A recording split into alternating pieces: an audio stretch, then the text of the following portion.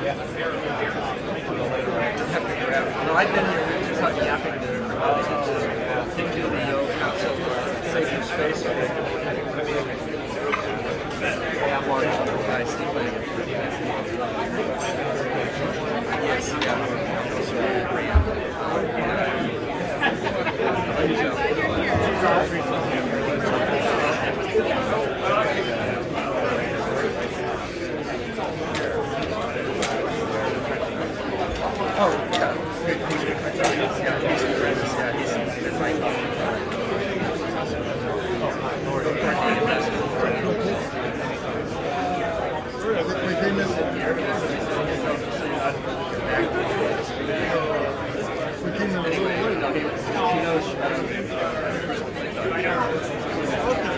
Unfortunately, I knew his hand. No, he's great.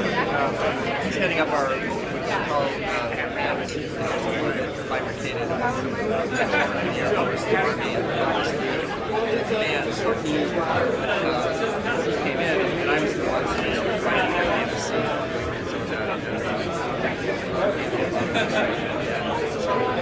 Decided yesterday, kind of one stop. You want to know about space. Sure. No, very impressive. Nice thing is he's actually based in until they space command.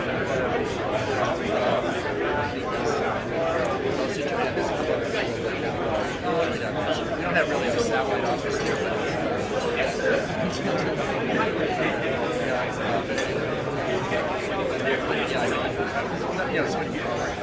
and he's in Washington.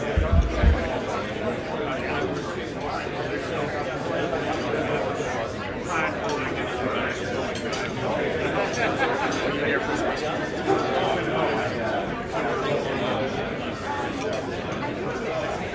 Oh, right. We have an attention.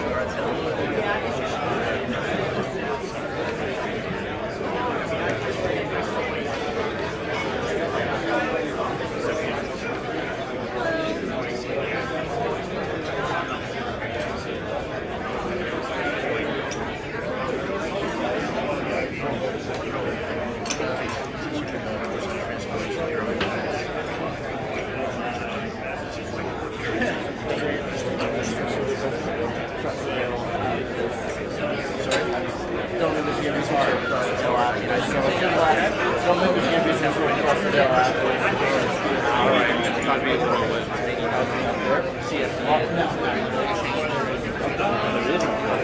okay.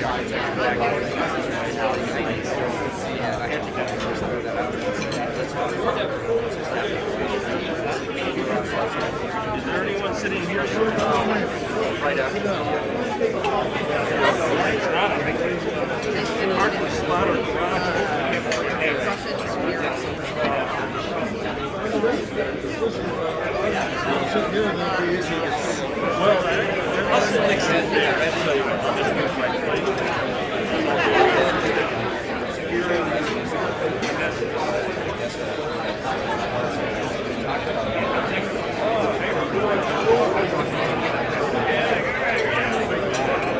Good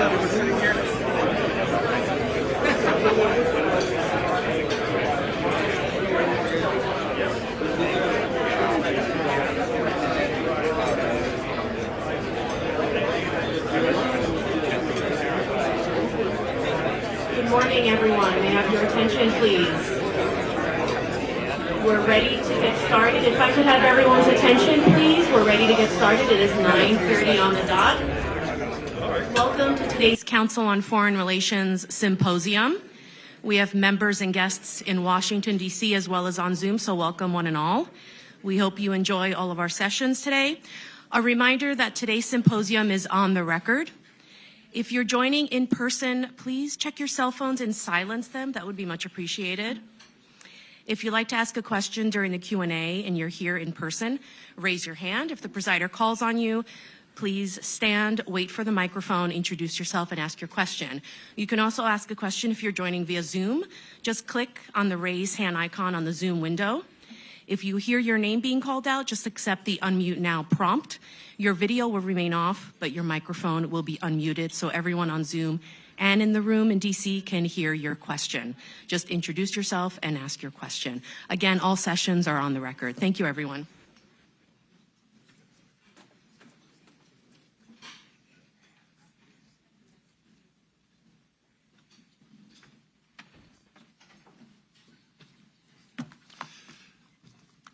Good morning, everybody, and welcome. My name is Mike Froman. I'm president of the Council on Foreign Relations, and it's a great honor to welcome you here all today to our symposium on securing Ukraine's future. About 6 months ago, the Council launched a special initiative on securing Ukraine's future, led by Senior Fellow Paul Stairs. The initiative is really focused on 3 areas: achieving peace, how can a just and durable peace deal be reached, preparing for and realizing Ukraine's economic reconstruction and recovery, what needs to be done to boost economic growth and rebuild critical infrastructure, and thirdly, building a framework for Europe's long-term security. In these areas, as well as the state of play in Ukraine, those will drive the issues of today's symposium. In a moment, we'll play a short video that explains some of our work in this area, but before we do, I'd like to provide just a little framing context. Russia's full-scale war in Ukraine just marked its 3rd anniversary, just a week ago, and President Trump is determined to bring a swift end to the conflict. Needless to say, we are meeting at a particularly dynamic time for the situation in Ukraine and the relationship of the United States to that conflict. And as a response to that dynamism, we have a full day of sessions in store for you, including this morning's keynote address on the path to peace in Ukraine, Ukraine and the future of European security, and reconstructing Ukraine. It's in that spirit that I have a great privilege of introducing this morning's speaker for the keynote discussion, General Keith Kellogg, Assistant to the President and Special Presidential Envoy for Ukraine and Russia. He previously served as the National Security Advisor to former Vice President Mike Pence and Chief of Staff and Executive Secretary of the National Security Council in the first Trump administration. And our presider this morning is Margaret Brennan, the moderator of Face the Nation and the Chief Foreign Affairs Correspondent for CBS News. We're also lucky to have her as a member of the CFR Board of Directors. After the introductory video, General Kellogg will come up to the podium, give some framing remarks on Ukraine's path towards peace. Then Margaret will come up and moderate a session with him before taking questions from all of you. We also have about 300 people on Zoom. And after that, we'll move to a panel on Ukraine and the future of European security to discuss how the war has upended the region's security and how the NATO alliance might evolve. All of this is made possible with the support of the Wachenheim Program on Peace and Security, and we're very grateful to the Susan and Edgar Wachenheim for their support of the Council more broadly. I'd like to remind you that today's discussion is on the record, and with that, we'll turn to our introductory video. Thanks for joining us this morning. More than 3 years since Russia's full-scale invasion of Ukraine, the conflict has devolved into a war of attrition. Наскільки це можливо сьогодні? The war has exacted a heavy toll on the Ukrainians and the Russians alike. Hundreds of thousands of Russian and Ukrainian soldiers have been killed or wounded. Millions of Ukrainian civilians have been killed or displaced. Ukraine's infrastructure, from residential buildings to the energy sector, has been damaged or destroyed.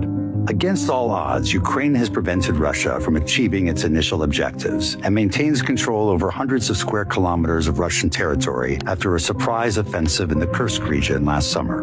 But Russia continues to occupy some 20% of Ukraine, making significant gains late last year.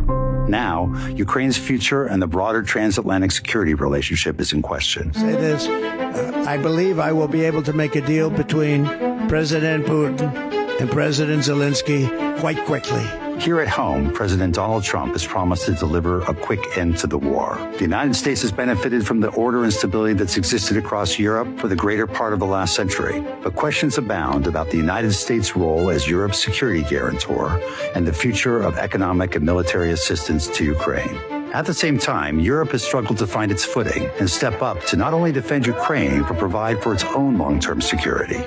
A secure, sovereign, and prosperous Ukraine grounded in the West is in our interests. Losing Ukraine would undercut the strength of the transatlantic alliance and encourage adversaries to take actions against U.S. partners. It would also mark the first victory for the emerging axis of autocracies. There's never been a more critical time to inform U.S. engagement on Ukraine than now. That's why we've launched the Council's special initiative on securing Ukraine's future, led by Senior Fellow Paul Stairs, to analyze the various challenges the U.S., Europe, and Ukraine must overcome to end the war. The initiative focuses its efforts on the following issues. Achieving peace. How can a just and durable peace deal be reached? What are the necessary conditions for all parties? How can the United States best facilitate that peace? Preparing for and realizing Ukraine's reconstruction and economic recovery. What does Ukraine need to boost its economic growth and rebuild its critical infrastructure? How can this be achieved? What external support is needed? Building a framework for Europe's long-term security. How can Ukraine be integrated into the European framework? What does Europe need to do to deter Russian aggression in the future? What will the U.S. role be in the continent's security architecture? Since its inception in 2024, the special initiative has convened meetings with top experts and policy officials and commissioned actionable policy reports that provide innovative solutions for the conflict's most complex challenges. We've already seen the direct impact of our work. In 2025, we plan to continue this momentum. Securing Ukraine's future is not just about strategizing an end to the war within the next 12 months. It requires looking past the cessation of hostilities to tackle the long-term economic and security challenges for Ukraine, Europe, and the United States. In the months and years ahead, we hope you'll engage with us on this effort.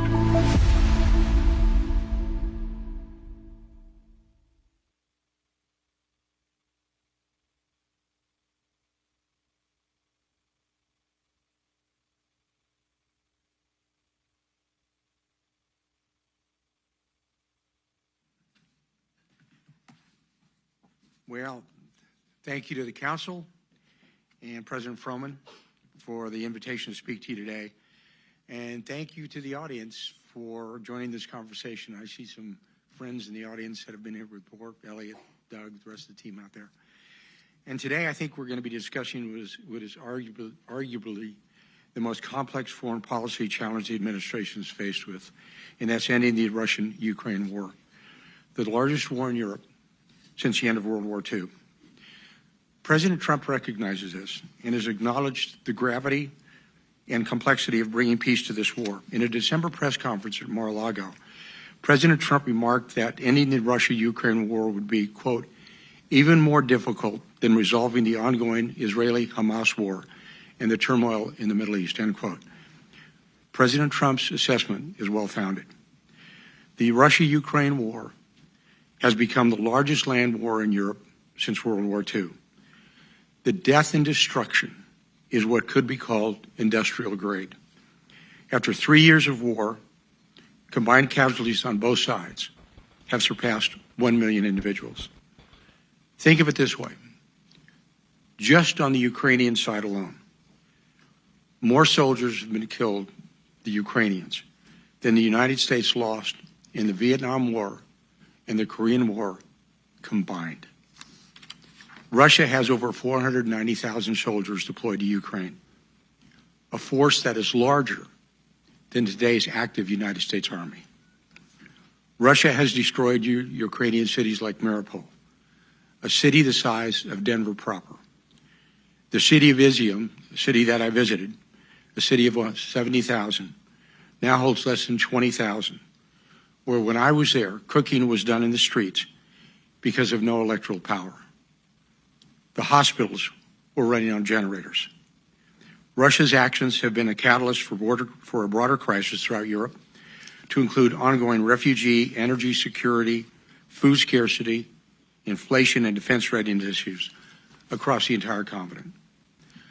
I've seen the destruction of Russia's war firsthand, having visited Ukraine, including the Donbass region. While the kinetic action and direct military engagement of this war is bound to Russian and Ukrainian territory, this war is ultimately being waged by a competing alliance structure who are all proxies to this war. Russia's war effort has led to a deepening of alliances with the Chinese, the Iranians, and North Koreans, where the Europeans are supporting Ukraine by proxy, in a simple fear that if Russia is not stopped in Ukraine, the war will spill over to the rest of Europe. Recently, spending 3 days at the recent Munich Security Conference talking to them, their fears and concerns look palpable. So when we discuss the complexities of ending this war, it comes from an understanding that bringing this war to a conclusion not only requires mitigating the root causes of the Russia-Ukraine war itself, but it ultimately entails the United States and European allies confronting a global adversarial alliance structure. Our allies in Europe claim they will pick up any slack in support, but also openly proclaim that the United States must be involved.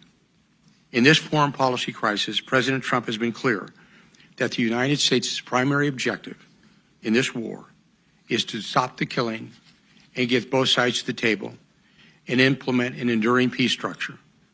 America has funded this war with over $170 billion. This year alone, with the most recent tranche of over $60 billion, is an amount larger than we funded the United States Marine Corps this year. Donald J. Trump is a peacemaker, and he is a president of peace. President Trump has committed to the American people that he will put the interests and security of our citizens first, and he will keep our nation out of endless wars. You know, I'm reminded of what Professor Paul Kennedy from Yale University wrote in a seminal work, The Rise and Fall of the Great Powers. When he noted that great powers historically fail when they involve themselves in strategic overreach. He called it imperial overreach. But I'll make it simple so you don't have to buy the book. When a nation is concerned about filling somebody else's potholes, then their own potholes, they fail. Ushering in peace between nation states was the legacy of his first administration. And this is the same mission he is bringing into the second administration and towards this war. This war did not start on Donald Trump's watch. I believe he's absolutely right. It would not have started if he was in office, and the strategy of the previous administrations, as much as it takes, as long as it takes, to me, was not a strategy, but a simple bumper sticker. Despite the past, President Trump is working hard to bring a peaceful resolution to this war. You can see the high priority he is placing on this goal when you look at how many senior individuals he has asked to pitch in and help negotiate peace, from Marco Rubio to Howard Lutnick, to Scott Bessler, to me, to Mike Waltz. He has worked out more in the last 45 days than we saw in the previous years. And we've only been at it for 45 days. But we already have teams in Moscow and in Kyiv. And we all want the same thing. We are working as a team to explore every avenue we can for peace. But as we know, and as this administration knows, peace is only possible through strength, which brings us to where we are today. How the Trump administration is deploying strength in this urgent moment to bring a peaceful resolution to this devastating war. To start, President Trump's America First approach towards engagement abroad is a driving force behind this administration's approach to the war, which is notably different than the preceding administration and the broader U.S. foreign policy establishment and status quo approach to the U.S. national security apparatus. President Trump has already engaged President Putin. He's engaged President Zelensky. We have found from previous approaches, you cannot avoid talking to your adversaries or friends alike. President Trump has elevated the United States priority as bringing peace to both sides rather than framing this war as one side winning over the other, an approach would only serve to drag America into an endless proxy war to the detriment of our own national security interests. When President Trump was asked in a May 2023 town hall if he wanted, quote, Ukraine or Russia to win this war, he responded by saying, I just want everybody to stop dying. This statement was not only a public commitment to peace and a commitment to keep our nation out of an endless war, but it was a proactive signal that the United States would serve as a positive force in bringing a resolution to this conflict. We saw this very approach towards that war play out in the recent Oval Office meeting between Presidents Trump and Zelensky last Friday. And I had a ringside seat, standing right behind the Vice President and Secretary Rubio. What happened was two nation-state leaders coming into a meeting with objectives that were clearly not in alignment with one another. And there was a disconnect publicly between the goals of the two administrations. President Zelensky approached this engagement with President Trump as an effort to get the United States to co-sign on the U.S. to continually funding Ukraine to give Ukraine an advantage over Russia. President Zelensky clearly wanted President Trump to side publicly with the United States against Russia. It would have negated an objective interlocutor role. President Trump, however, was not approaching as a matter of one side gaining an advantage over the other, but was instead focused on peace, stating, quote, President Zelensky is not ready for peace if America is involved because he believes our involvement gives him a big advantage in negotiations. I don't want advantage, I want peace, end quote. There is the human cost of this war which deeply resonates with President Trump. The casualties of this war have surpassed 1 million. And on an average, this war is costing an average of 600 soldiers killed in action per day. Short of U.S. efforts to end this war and stopping the killing, Ukraine is quickly approaching the lost generation. That is a term that Britain used and experienced from the bloody trench warfare in World War I. Just about a year ago, at this time, I was with President Trump as we traveled on a campaign trip to Iowa, and we discussed the war. He is not new to the issue of conflict resolution. He understands the damages of war and what it brings. And I just returned from Ukraine, where I did a visit to a Ukrainian military hospital in Irpin, where you see physically the toll that this prolonged war has had on the Ukrainian soldiers. One item became very clear. It's the urgent need to stop the killing. The visit to Irpin, one that treats soldiers with combat-related amputations, was both uplifting and depressing. Uplifting in seeing soldiers recovering from grievous injuries with a positive attitude, yet at the same time depressing because their physical losses were absolutely catastrophic. This is where President Trump is coming from. He sees the war from both a human dimension and from an American strategic view. There is also a broader strategy at play in President Trump's approach to this war that is informed by the realization that the United States needs to reset relations with Russia. Not engaging with both allies and adversaries is essential in diplomacy. In the previous administration, a mistaken approach was taken in which the United States failed to engage with Russia and leveraged strong diplomacy coupled with credible deterrence to end the war. Nation-state leaders, particularly during times of war, have a primary duty to engage in direct diplomacy with each other and exhaust every lever of statecraft to resolve conflicts and keep our nation out of endless wars. For the President of the United States to not engage with a leader at war has had immense ramifications for our national security. The continued isolation and lack of engagement with the Russians as the war in Ukraine continued is no longer a viable or a sustainable strategy, and is certainly not a responsible approach diplomatically for the United States to continue. These reasons, the human cost of this war, the need to reset relations with Russia to secure Americans' vital national interest, and ultimately to stop U.S. entanglement in an endless proxy war are the driving reasons why President Trump's approach and the framing of this war is distinct from the broader conventional approach that we see publicly to the war. So what you are seeing now and what you are witnessing are urgent efforts by the Trump administration to bring both sides to the table in order to get to a peace settlement.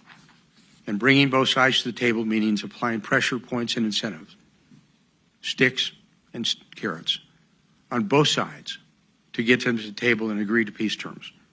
There are aggressive movements from the administration underway to apply pressure points towards the Russians and obviously to the Ukrainians as well. The seizing of frozen Russian sovereign assets to rebuild and rearm Ukraine, maximum pressure sanctions on Russian energy are a few of the tools the president is leveraging to get Russia to a peace deal. Look at the current sanctions, especially against the shadow fleet that carries 70% of the oil, illicit oil that comes out of Russia. We sanctioned those vessels by name. 70% of that oil comes through the Baltic Sea. The president has been clear that all options are on the table to end this war. For Ukraine, the president is also applying both pressure points and incentives to get Ukraine to the table. The critical minerals deal is an important part of this effort to get Ukraine to the table. And President Trump approaches diplomacy and engagements in a very transactional manner, with economics as the foundation and driving force behind international affairs in President Trump's America's first, quote, transactional diplomacy, end quote, model. The transactional diplomacy approach is why, in his discussions with foreign leaders, is the first question to them is often to ask, as I found the very first time we were in the cabinet room when a foreign official came in, the comment was, quote, what is the trade imbalance between our two nations? That is the same underpinning of the proposed critical minerals deal between the United States and Ukraine. It sets a foundation in which the United States can receive a direct return on its investment in Ukraine. The United States has been Ukraine's leading partner in supporting Ukraine's defensive war from Russia to the extent of over $170 billion. This deal, the critical minerals deal, in one sense, is a mechanism in which the American taxpayer can begin to be recuperated from the costly financial sustainment of this war.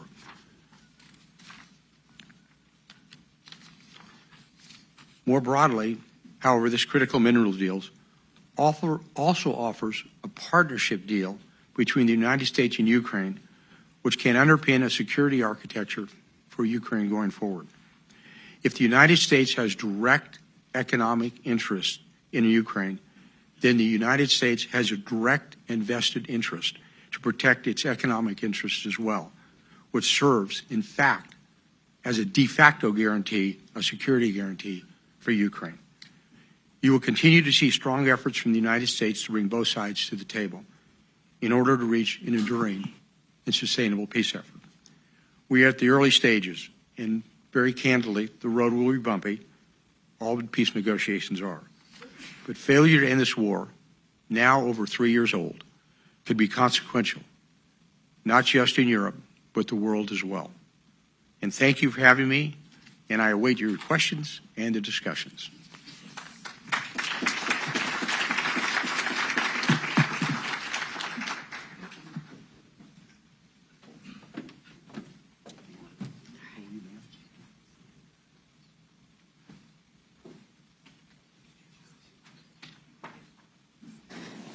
Thanks to all of you for joining this morning, and thank you for your remarks. Thanks. For all of you here, we're going to have about 25 minutes of conversation before we open it up to questions from all of you. So this meeting is on the record, and I see my fellow reporters in the gathering here.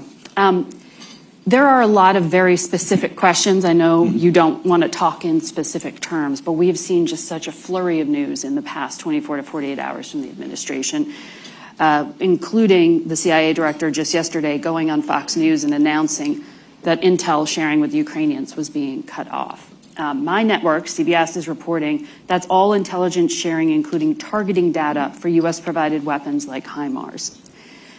There is some defensive intelligence being allowed for Ukrainians to protect themselves. Last night, European Command also issued a statement to CBS saying that there is a pause to security assistance to Ukraine, including what was already in train from the Biden administration. So that's on top of the pause of the $3.85 billion that President Trump just issued. What is the intention here? What is the specific ask that Ukraine has to deliver on for all of this to be lifted? Margaret, I believe, and thanks for the question, I believe the push is to get them to engage in diplomatic activities, give us their, for lack of a better term, their term sheet, to get this to the table and say this is an approach to going forward. We know that both sides are going to have disagreements and agreements as well. So I think it's like a forcing function that you want to get there. It's sort of like, the Russians may say, well, for you to get involved in the talks, we want you to sell us Alaska back. That probably won't happen. But the same thing is going to be with the Ukrainians. So it's more of anything. It's a forcing function to get to the realization that we want to go to a peace discussion, a peace deal. Look, my experience in the reading of history and studying the Russian War. In fact, there's a great book by Russian War by a guy named Alexander Wirth that it comes right down to it. The one thing you never want to do with the Russians is get into an attrition war. I mean, this is the same nation that in World War II lost 70,000 troops dead in Stalingrad in 6 months and continued to fight. So you have to kind of think of it, how do they look, how do we want to go to, and you don't want to get into a war like that. So again, bottom line, it's a forcing function to get them to the table. But that's a pretty major concession to Russia to constrain Ukraine's ability to target and hit Russian forces. This pressure really seems to be directly impacting potentially what they can do on the battlefield. Yeah, but this is one of those, very candidly, they brought it on themselves, the Ukrainians. What I mean by that, look, when we were in the Oval Office last week on Friday, and I'll kind of give you the background a little bit of it. When we talked with President Zelensky before that meeting, there were 13 U.S. senators at Hay Adams. And we said, okay, this is like stage managing. This is what you want to say. It's basically going to come in. We have a precious metals deal. You're going to sign the deal. You're going to have lunch, have a press conference, exit stage right, and you're good to go. We continue to go. What happened became a very combative press conference that went on for almost, 50 minutes. That caught everybody a little bit by surprise. And I was, right there. And I think what happened is they said, wait a second, this is not what we thought this was going to be. You don't negotiate peace discussions in public. You don't try to challenge the President of the United States in the Oval Office that, in fact, you need to side with me and not the Russians. You don't become an independent interlocutor if you look at something like that. And he was forewarned. It's not like President Zelensky was not made aware that this is what we wanted out of the Ukrainians, to basically say, go here, it sets the next stage, it opens up, it goes forward. So I don't blame the President of the United States at all. I think he made a decision, as he is the Commander-in-Chief under Article 2, Section 2, that he wanted to do. And it's sort of like saying, okay, if this is where you want to go, we're going to play it real politics. So President Zelensky has at least twice now said, though, that he is willing to sign that deal, that he left the White House without signing after he was kicked out. He's also offered some public remarks that seem somewhat contrite, conciliatory. What does he need to do to turn the intelligence and weapons back on? Is that off the table entirely? The U.S. position now that you do not support Ukrainian military operations against Russia? No, look, I'll go to the second part of the question first. Look what President Trump said in the State of the Union. He was very magnanimous. He was very magnanimous in the Oval Office. And it's very clearly, he's going to, basically there's a pause. He didn't say it was over. He said it was a pause of it. And how long is the pause? Well, here's where, and I'll answer the first part of the question now, because it's a great question. Look, my experience working with him is, it's sort of like if all of you have a contract. You sign a contract for a car, for a house. Before you go forward, you have a signed contract. And part of it now is, okay, sign. The reason he came to the White House was to sign a document that was going to say, this is us going forward. It was not signed. My point would be, and my personal belief would be, you don't move forward until you get a signed document, period. When we get a signed precious metals deal, and he had an option to do that when I was in Ukraine, and they didn't do it. They had the option to do it last week and didn't do it. I wouldn't do anything until we said sign But he's documents. offering to do it. Pardon? He is offering publicly, at least, to do it. There's a difference between offering to do it and doing it. What's the holdup now? Sign the document. Can he docu-sign it? Can he email these things? That's a great question.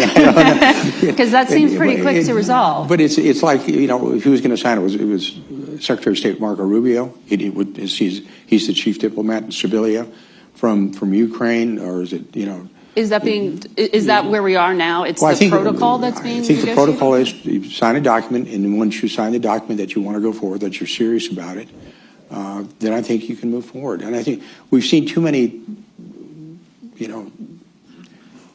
starts and misses as we go forward on this. And I think that's part of the issue, is how serious are you to get to peace discussions? And you look at the public comments and you look at the private discussions, and it's one of those, this is over to you. You figure it out.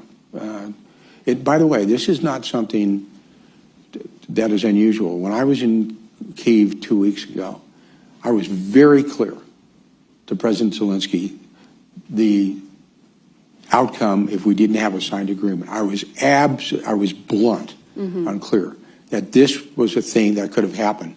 Sometimes, and I will be very honest with you, some people always misread the room with President Trump. And you better understand when you play with President Trump where he's going to and what he's, when he goes for some type of a deal. And what happened is President Zelensky, he misread the room last Friday, and I think he misread what I was telling him when I was in Kyiv as well.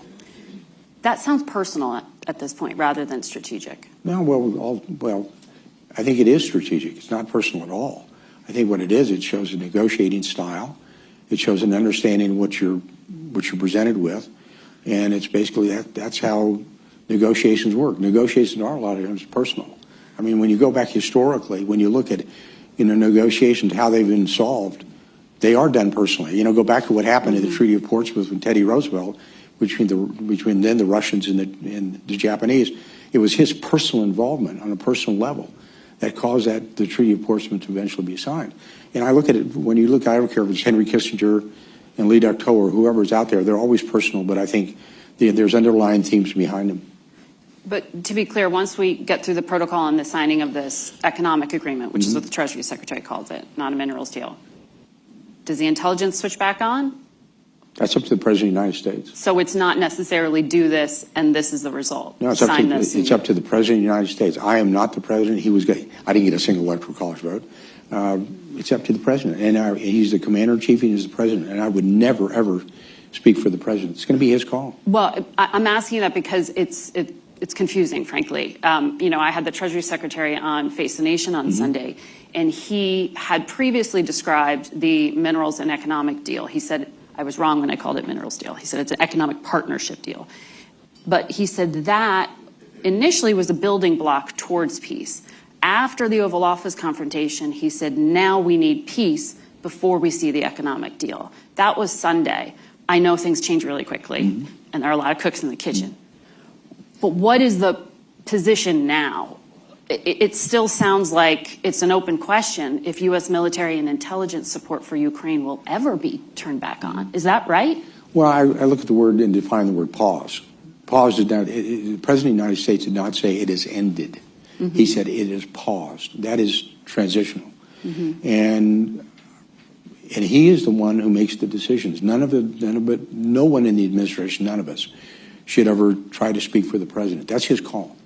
And I would leave it up to him to make the decision when he thinks it's equitable or when a pause should be lifted.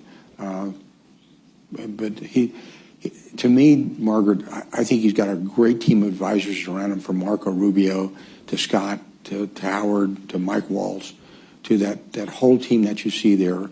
It's a synchronized team. We're all in sync together. We're all talking about it.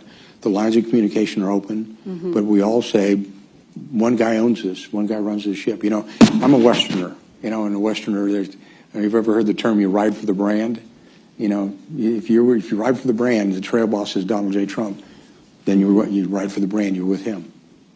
So you are based, you have an office at the State Department. And at the White House. And at the White House. Steve Witkoff, the envoy to the Mideast, is also now involved in the Russia portion of this. He also has an office at the State Department. And in the White House. And in the White House. Okay.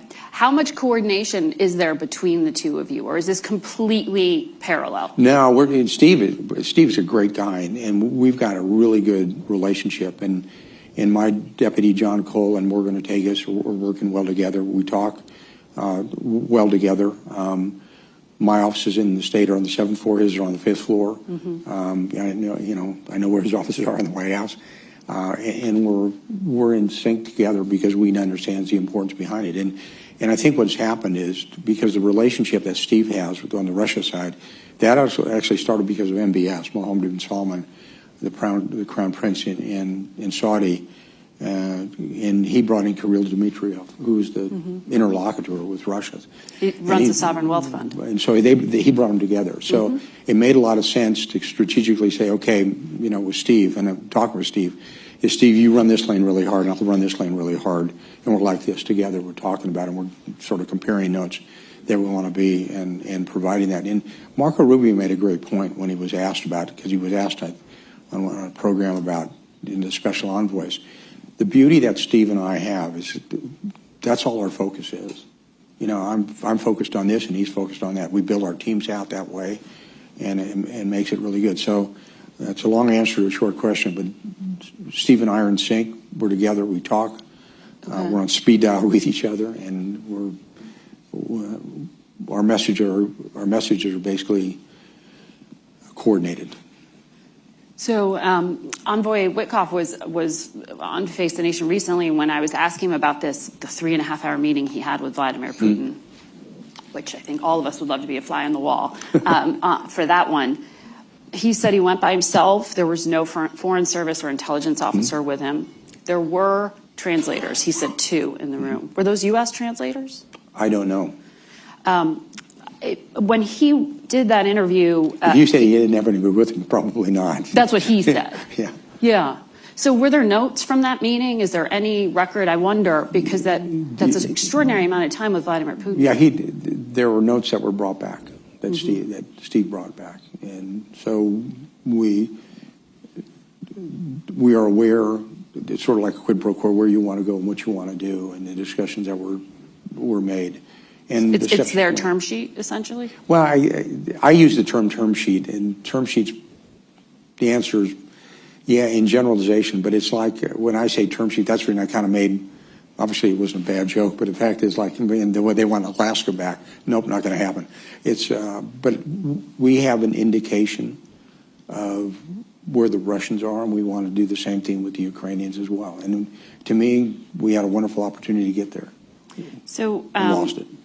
Envoy Witkoff said on a different network, but I read the transcript, that the framework for a peace deal between Ukraine and Russia is the Istanbul Protocol Agreement. Yeah. Is that the framework you are working with? No. Here's why. We both work from different... That came out of the Russians, said maybe you go there. To me, when you look at the Istanbul Accords, that happened 30 days after the invasion. And the demands in Istanbul were fairly significant on a very weakened Ukraine. And here's where I will agree with what Steve said. And Steve said it's a departure point. I think that's a good word to use. It's a departure point. At least but I think you have to look at those. I don't believe for all of us that is an equitable framework. And I think we have to develop something entirely new. You can start from that position if you want it with the Russians, but that is going to be something up to the negotiation teams going forward, what they want to look at. And I know that President Erdogan would obviously like to use that as a starting point. But I think any reasonable person has to look at what those accords actually said. Right. And you read each one of them quite clearly what was demanded. And I think now when you look at it, even though Ukraine at the time was agreeable to some of the conditions there, you have to look at the time frame when that was done. and that was when the battlefield was in flux. It was 30 days after the start. They were still fighting around Bucha. They were still trying to evict them from Kharkiv, the regions around Kharkiv, and it was a pretty strenuous fight. So you have to go to today. You can't go back 3 years ago. Yeah, the Institute for the Study of War issued an analysis of that, saying the draft protocol leaves Ukraine helpless in the face of future Russian threats of aggression. It sounds like you agree with that assessment. Yeah, I think it said it also restricted any bilateral security agreements. So this is not the Trump administration position. No, I think Steve made the comment as a general comment. It is not the Trump administration policy because they haven't made their policy. The president said this is where we're going to be because we haven't got to that point yet. That's what I use it. I like the term sheet. We know that what the term sheets are going to be, and then you can pivot from a known point and say, okay, this is where you're at. In your remarks, you use the phrase "a credible deterrence to end the war." In your mind, and you have a military background, obviously, what does that mean? Because that could be interpreted as a security guarantee. Yeah, well, I think when you look at it, there's a tendency to default to kinetics. When you talk about a security guarantee, that means 50,000 or 100,000 or 80,000 troops right on the border, right on the line of contact. It is more complete than that. I think you have to look at it when you talk about security guarantees. It's not only the kinetic piece, the military piece, which is clearly important, but it's also the economic piece, the sanctions. What are you doing with the frozen Russian assets? There's $300 billion sitting in Belgium right now. What are you going to use those with? And primarily that's oligarchs' money. Do you want to seize that? Pardon? Do you want to seize that? I think you have to have that President Putin needs to understand those assets that can't be seized as long as the Europeans are willing to do it. And that's going to be up to the Belgians to want to do that. But it's also diplomatic as well. And I think part of this process is it's an unusual process in the sense that we were not confronted with this 4 years ago. When 4 years ago you looked at North Korea, think of a quad chart. The North Koreans were over here, the Iranians were over here, the Russians, were over here in working that issue, and the Chinese were over here. Well, now they're all together, and they're all together. You actually got a defense arrangement between the Russians and the North Koreans. North Koreans are fighting outside of Kursk right now. I mean, conceptually, you could see that if there's a war in the Korean Peninsula where over 20,000 U.S. troops are, you could see Russian troops fighting because that's part of the agreement. And I said, we weren't confronted with that 4 years. It's a brand new arrangement. And so what President Trump did before is he kept them all segmented. It's sort of like the game of whack-a-mole. That every time a mole would come up, you whack it down. Well, all the moles came up. And now we've got to figure, okay, how do we deal with this? And that's where I made the comment about geostrategically. This is not just a European problem. This is a global problem. And I think we have to approach it that way as well. You can't just isolate Europe. So that's going to be the issues going forward, and I think the president appreciates that. And it's something that we appreciate. Steve does, I do, Secretary of State Rubio does as well. That we've got to stage manage this in a way that protects U.S. equities into the future. So does credible deterrence mean that the Trump administration would backstop European peacekeeping forces? That came up in the Oval with the Prime Minister of the UK, and it wasn't clear what the U.S. answer was. Well, I think that's part of the discussion we're having with the Europeans as well. When you talk about what does backstop look like, defining the terms. I think back in my Jesuit education days when I had a professor who said, always define your terms. I said, that's going to be important. What does it mean? But the Europeans were very clear when I was in Munich. They said, we support Ukraine as long as you're there. And said, well, what does that mean? So I think that's where you have to, the diplomatic side, with the presidents and prime ministers and chancellors of Europe, what does that look like? The economic side, what do sanctions look like? What is frozen assets, whatever it's going to be? And then we also look at the military side as well. Look, I made that comment a minute ago. It's pretty interesting to me when you look at it and isolate it to one issue. When you look about the sanctions the U.S. put on, we actually sanctioned the Shadow Fleet by Hull. Sorry, the Shadow Fleet. Are you talking about the sanctions on Iran? No, the Shadow Fleet was the fleet that carries the illicit oil coming out of Ukraine that's going to some of our allies out there, like India. From Russia. From Russia. And 70% of the illicit oil is, in fact, going through the Baltics on that fleet. We have sanctioned each individual ship by name, USS Kellogg, USS Smith, whatever it is out there. In 2018, 2019, we did something very similar with the North Koreans. We actually sanctioned their fleet that was moving coal from Korea to China. And we used U.S. Coast Guard assets. And we've got 10 world-class cutters that can do that. You actually start interdicting the fleet, and there's ways to do that with the allies.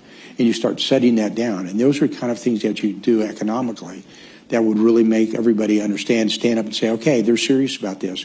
Bring them to the table. This is what you're going to do. But those are the kind of options that we have to have.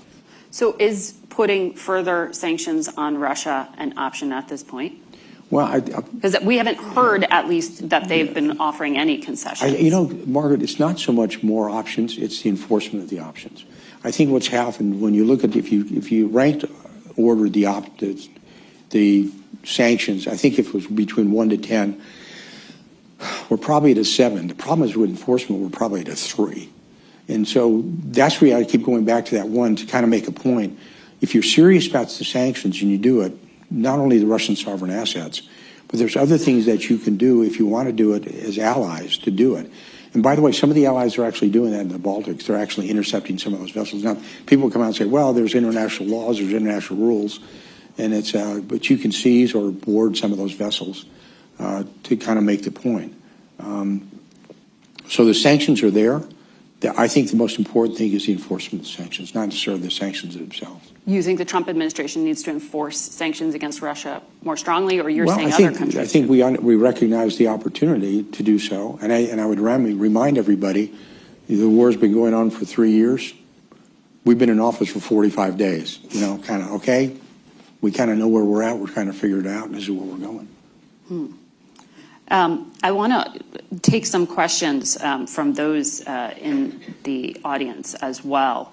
But as we gather those, can you quickly tell us what is in the economic partnership deal at this point? Well, Have the terms changed? The deal, when we talk about, and I'm going to be honest with you, if a precious metal hit me in the face, I probably wouldn't know what it was, but I do know what they are. And I think part of it is just not only oil infrastructure, but the rebuilding of that infrastructure. But also you're looking about some precious metals. And I'll use titanium as an example. Titanium is, they export it, we import it. And it's designed for a lot of things that we use in the defense establishment. And the ability to reach and to use those. And here's the thing, and when I was talking to the president about it, I said, one of the things we probably ought to do before we really lock ourselves down is get the U.S. Geological Service to actually inventory that. Because the last time that those precious metals were even inventoried were done in the Soviet days. So you kind of taking a little bit of a leap of faith in what's actually out there. We do know that it's called the Ukrainian Crescent, and it's on the western part of the Dnieper River, that there's a huge crescent of those precious metal areas that are there. Some of them are also, by the way, in Russian territory, Russian-occupied territory now. And part of it, I think the most important is an economic security deal. And what I mean by that, and we tried to get across to President Zelensky and his team, look, when you get involved economically with somebody, I don't care if it's setting up McDonald's hamburger franchises or the precious metals, you invest yourselves diplomatically, militarily, economically, in the future of this country. And that's what we're trying to get across to them. That, look, this is something that is a big deal for us because President Trump is a transactional leader, and transactional starts with economics. And so we thought this was a good start for Ukraine and for an alliance that will continue to build with the United States and Ukraine. Michael Gordon here in the front row has the first question here in Washington. Thank you. Michael Gordon, Wall Street Journal. Sir, you're a retired Army general and you're familiar with the battlefield situation in Ukraine. What is the concrete effect of the abrupt end of military resupply to Ukraine and the end of the provision of intelligence and targeting data? Ukraine may take some time for their military supplies to run down, but the cutoff in intel does have an immediate effect. In your judgment, what's been the effect to date, and what's going to be the effect if it continues for another week or 2 or 3? Well, Michael, thanks for the question. I think the best way I can describe it is sort of like hitting a mule with a 2x4 across the nose. You got their attention, and it is significant, obviously, because of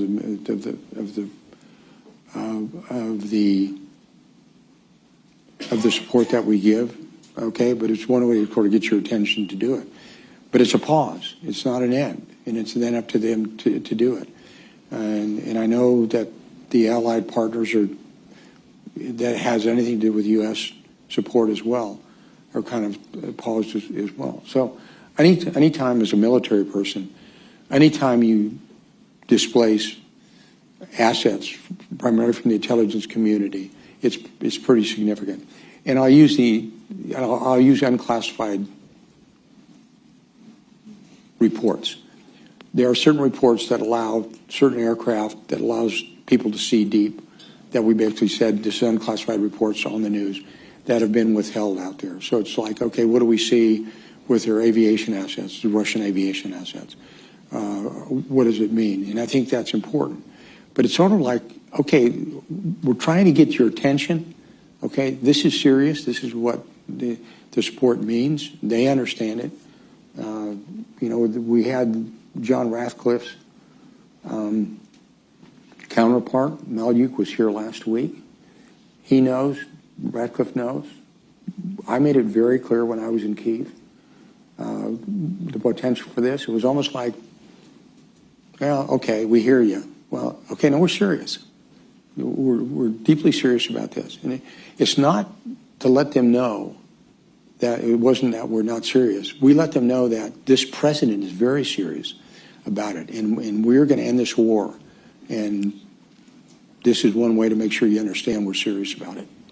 So is it hard? Of course it is. But it's not like, Michael, it's not like they didn't know this was coming. They got fair warning it was coming. I told them, and they were told last week as well. It sounds like you're saying there is going to be a significant impact on the battlefield. Do they have enough gear to get them until the summer? I think we're okay. I think the pipelines, they have an ability with the assets they've got to continue to prosecute the fight, to do it.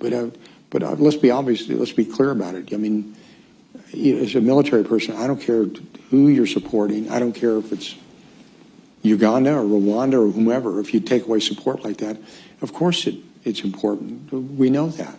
But that's one of the reasons why it was done. It's almost like, can I give you an example, a personal example? And, I've got two granddaughters, and their nickname for me is Pop Pop, okay? And sometimes when I talk to them, I'll stray.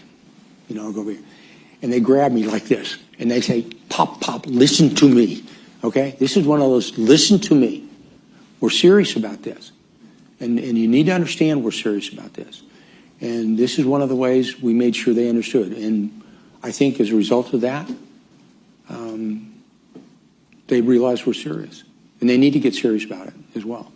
That Michael, and to go back a week, that 50 minutes in the Oval Office was entirely preventable. President Trump was very magnanimous in that for the first 30 minutes. And I'd ask you to go back and look at the tape, not once, but 2 or 3 times, and everything he did. And that went, as the term is, that went south real quick. Mm-hmm. Jill here in the center of the room. Thank you very much, General Kellogg. Jill Doherty from Georgetown University. I wanted to ask you about Russia. I believe you said that the administration has seen a change in Moscow. Could you define exactly what that change is? Because at least publicly, it appears that President Putin has the same demands now that he had 3 years ago, which would be essentially territory. They keep what they've got, even if they don't hold it. Zelensky goes, and no NATO. And there are probably others. But can you tell us specifically what is the change in Moscow? Yeah, it's a great question, because I think what you want to do, you have to,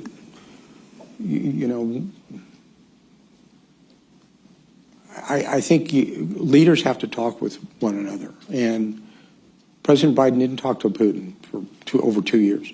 President Trump has. So starting the changes, we're talking. That doesn't sound like much, but it's important that you've got leaders talking. The second is, of course, they're going to make their term sheet large. That's the reason I made that comment about who knows what they're going to ask about, but that's a starting point. It's not an end point. You know, I go back at the start of the SALT negotiations years ago when I asked the leaders who were running the SALT negotiations. Ed Rowney was one of the guys who led that. And he said, you understand how you negotiate with the Russians. You know, when you come into a room, 2 doors, you come into a room. You know, Americans come into a room and negotiate, we walk halfway across the room. The Russians come in, they stand on the side of the wall. So what do the Americans do? We go we go another quarter way across the room. And we understand how they negotiate. We know what's going to happen. But the fact is that their talking is very, very important. And I think that's the first step. So when you say there's a change, they're willing to talk about it. And I think, so it's not necessarily what the terms and conditions are. Look what President Trump has said about that. I mean, he's been pretty good about what he said. He said basically all options are on the table for the United States where it wants to go. And he's made that very, very clear to President Putin when he talked to him and when Steve Witkoff talked to him as well. So I think the very fact that you're starting to talk is important because you don't know where they're at until you get that term sheet. And I think we've got a preliminary. We kind of know where they're coming from and knowing what they want to do. We kind of need the same from the Ukrainians. And then you kind of put them together and you say to the president, our president, okay, Mr. President, this is what it looks like right now. This is what the picture looks like. Now this is where we think, as a team, this is where we think that you can give and take and where you want to go.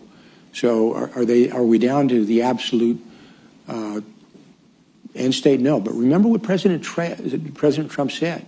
He actually talked about the potential of getting territory back from the Russians. He said that. That's a public comment from him.